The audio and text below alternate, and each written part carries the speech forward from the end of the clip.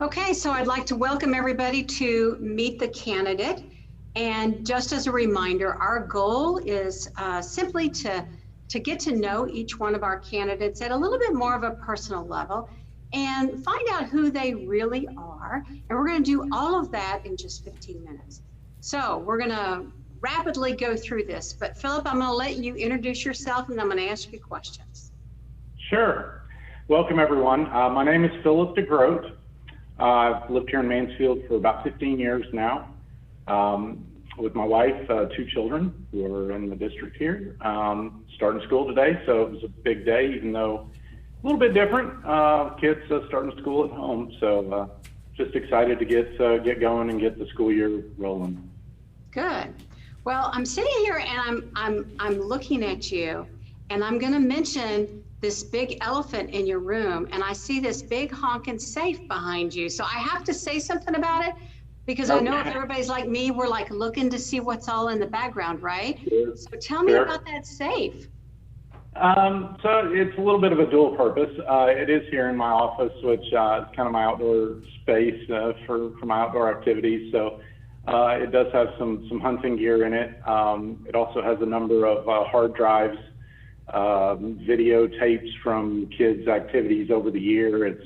It's one of those that they say, can survive for a couple of hours in unbelievable heat of a house fire. So it kind of serves as multi-purpose to keep, things that you wouldn't want to completely get rid of. So. Okay, good. So tell us where you were born and raised. I was actually born in Kansas City, Missouri, but I moved to Texas, cliche, I got here as fast as I could. So I was 6, I believe, when my parents moved to Cleveland, Keene area, just south of Fort Worth. So I've spent, the last, 40 years or so here in Texas and just here basically in the Metroplex in and around. So. Okay. What was your very first job? My very first job was at Kroger in Cleveland, bagging groceries. Very underappreciated job that I think we all probably took for granted, and it has changed a little bit now when you go in the grocery store from where it was back then. So, but a good gig for a teenager that needs some gas money to get around town and get something to eat. Yeah. So what do you do today? Today I own a small boutique liqueur company, produces 5 different varieties of liqueurs that are branded and sold at retailers around the Metroplex, all around Texas actually, and in some other states via internet sales. Okay. Yeah, it's a very recent thing for me. I sort of semi-retired from a long career with a bank after 18 years. So spend more time with the family. So this is just kind of a side job for me, but okay. Yeah. Okay, good. So how would your friends describe you? If I were to ask you to give me 3 words that described you, what would those 3 words be?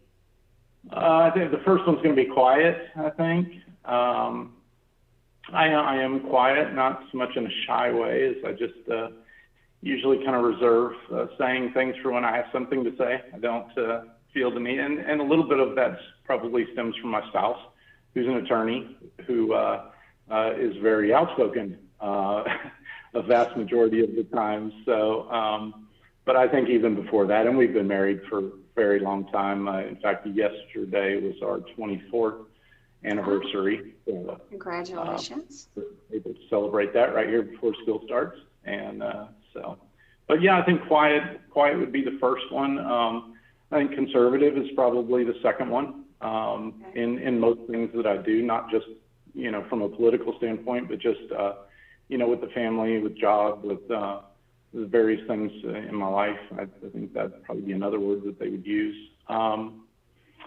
Generous, I would hope, is a word that they would use. I try to be generous with all things that I do. So yeah, I'd say those 3. Okay. So are you a movie or a book reader? Book, yeah. What's your favorite book of all time? Favorite book of all time is probably going to be a book called Dune. It's a sci-fi, D-U-N-E, Dune. It's actually a very long series that was created by a gentleman who's very big into sci-fi. And there's been a couple of movies that have been made about it. So it is in movie form if anyone wants to check it out.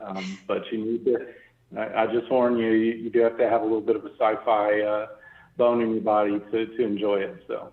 Have you always been a sci-fi person? I have, and it drives my family crazy. What's your favorite one? Your favorite? You know, I'm a big Trekkie. I love all the variations of Star Trek. So, you know, from the very old ones to the newest ones before they sort of ceased.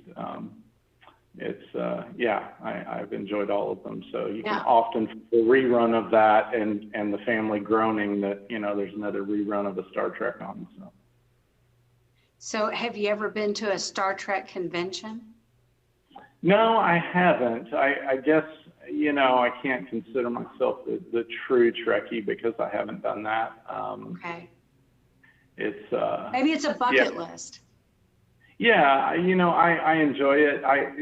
It's probably more of the convention thing that would keep me away than it is the Star Trek stuff because I love that, but probably not a big fan of, you know, thousands of people in a convention hall. So I wouldn't be either. What's the one thing that you can't live without? One thing I can't live without. Gosh, that's a tough one.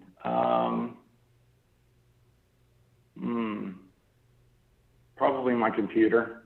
Okay. Yeah, probably my computer.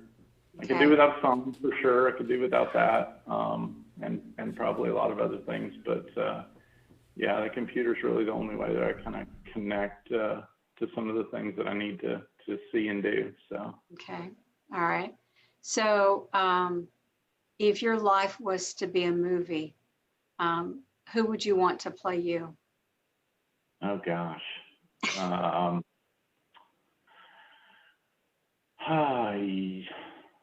That's another hard one. I'm not such a movie buff. I don't know. Maybe somebody like Giovanni Ribisi. Maybe somebody like that. Not so mainstream, well known, but for those that are fans, they probably know who he is, and maybe somebody like that. Yeah. Okay. If you could have a conversation with anyone, living or dead, who would it be with and why? Oh, I think it'd probably be somebody like Albert Einstein. I think number one, because I'm a huge fan of math. It was something that I spent a lot of time focusing on in college, and even though I ultimately didn't end up in a career that was strictly mathematical, it was something that I enjoyed, and I took extra classes because for me they were easy A's, and so they would boost my GPA. And people say, "How did you take math classes to get the easy A's?" I just liked it. You know, calculus to me is something I can get into and enjoy. But so yeah. I'm sorry, I probably missed the root of your question there, but. No, you did fine. It was Albert Einstein. That was good. Yeah. Yeah. Okay. So what is the one thing that inspires you or motivates you? I think the thing that inspires me the most is to help make things better. And I don't know if that's kind of a crummy way of putting it, I guess, but you know, we've got so many challenges these days that it seems like almost everything is just focused on what's wrong, what's bad, you know, where things aren't right. That you know, we need a lot of help in trying to figure out ways to make things better, improve, you know, sort of straighten out where we've got issues, And I think as I've matured and gotten a little older, I've realized that that's an area that I need to personally focus on more, and that kind of leads me to wanting to do it on a little bit broader scale, not just for myself and my family, but for anyone else that I can touch, and in some way serve that need. Over the last year, I've kind of done that in the district, being a substitute teacher, which I've really enjoyed. It's a fantastic way to help get out there and feel like you're helping the community, and also just enjoy seeing the kids. Okay. If you could go back in time, what year would you pick and why? Oh, I think I would probably pick some time in the, I don't know, maybe mid to late 30s.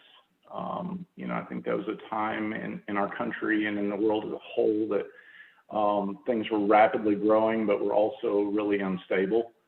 And so it's interesting to see the innovation and the growth. And I think it would also be an opportunity to try to make positive change and to maybe prevent some of the tragedies and things that the world went through during those times in the late 30s and early 40s. With the wars, I think that would be the best way to try to accomplish two things at once, maybe. Okay, all right. What are two pet peeves that you have? Oh, the biggest one is tardiness. And again, that one's my family loves to pick on as well, because when I have an appointment, it's 15 minutes out the door, and it's, well, it only takes 5 minutes to get there. And I said, yeah, but you don't know what the other 10 minutes are going to bring. We get stuck behind a car, there's a wreck, and it's so punctuality is definitely a big one for me. Okay. And I sort of messed that up for you today, I understand, because of technology issues. Hey, no one knew about that. Don't tell. my first Zoom meeting, so I'll do better from now on for sure. My other one, I think, is integrity, or lack thereof, I guess, as a pet peeve. And that's for me. It's something that is more personal in the family. Obviously, you don't control all the people out there and everything that happens. But you see it all too often today with people that honesty is a real challenge for them, and it's just leads to an overall lack of integrity. And to me, that's a real shame, because it's something that's easily controllable by a person, and they consciously make that choice to choose that. So. All right, my final question for you is, do you have, you don't get a lifeline, but do you have a motto or a creed that you live by?